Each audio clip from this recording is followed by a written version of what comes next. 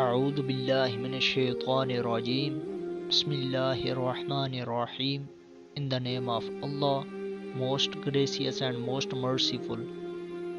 Abdurrahman, the son of Abu Sa'd al-Khudri, reported from his father, the Messenger of Allah, peace be upon him, said, a man should not see the private parts of one another man, and a woman should not see the private parts of another woman, and a man should not lie with another man under one covering, and a woman should not lie with another woman under one covering. This hadith has been narrated by Ibn Abu Fudayk and the Big bin Uthman with the same chain of transmitters, and they observe private parts of a man or the nakedness. Among us, the tradition narrated from Muhammad, the Messenger of Allah, peace be upon him, on the authority of Abu Huraira, the one is that Banu Israel used to take a bath naked, and they looked at the private parts of one another. Moses, peace be upon him, however, took a bath alone in privacy, and they said, by Allah, nothing prohibits Moses to take a bath along with us but sacramental hernia. He, Moses, once went for bath and placed his cloth on a stone, and the stone moved on with his clothes. Moses ran after it, saying, O stone, my clothes, O stone, my clothes. And Banu Israel had the chance to see the private parts of Moses and said, by Allah, Moses does not suffer from any ailment. The stone then stopped till Musa had been seen by them, and then took hold of his clothes and struck the stone. Abu Huraira said, by Allah, there are the marks of 6 or 7 strokes made by Moses on the stone.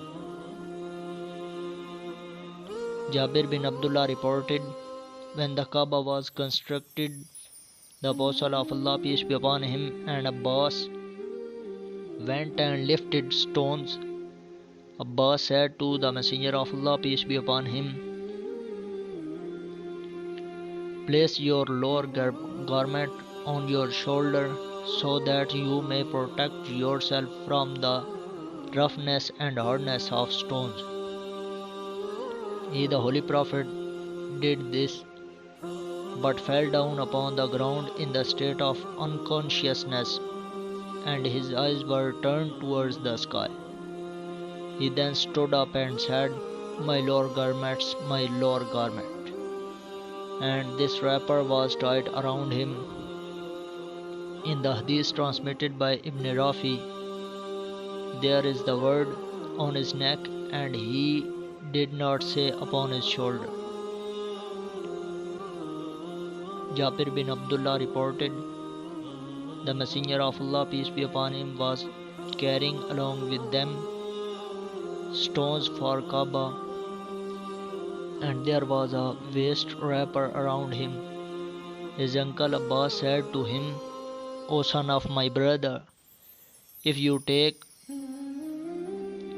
off the lower garment and place it on the shoulders underneath the stone, it would be better.